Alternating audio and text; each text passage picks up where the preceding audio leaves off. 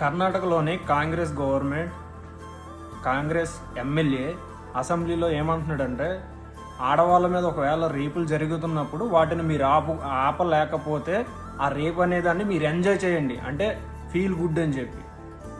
అదే వాడన్న మాటలకి అసెంబ్లీలో స్పీకర్ అయిన పెద్ద మనిషి పక్కపక్కమని నవ్వుతున్నాడు.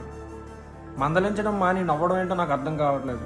అరే పోరంబోకి ఎదలారా, మీ అందరికీ దాన్ని ఎంకరేజ్ చేసే ప్రతి ఒక్కరికి చెప్తున్నాను, ముందు మీ ఇంట్లో మీ ఆడవాళ్ళకి, మీ కూతుర్లకి, అలాగే మీ భార్యకి, మీ అమ్మ ఉంటే మీ అమ్మకి, మీ చెల్లి ఉంటే మీ చెల్లికి, మీ ఇంట్లో ఉన్న ప్రతి ఆడదానికి ఇదే మాట చెప్పి, రేపు అనే రోజు మీ మీద ఎవరి మీదైనా సరే అత్యాచారం చేయడానికి వచ్చినా, లేదంటే మానసికంగా ఏదైనా రేప్ చేయడానికి వచ్చినా సరే మీరు ఎంజాయ్ చెయ్యండి, మాకు తర్వాత వచ్చి చెప్పండి అనే మాటలు చెప్పండి.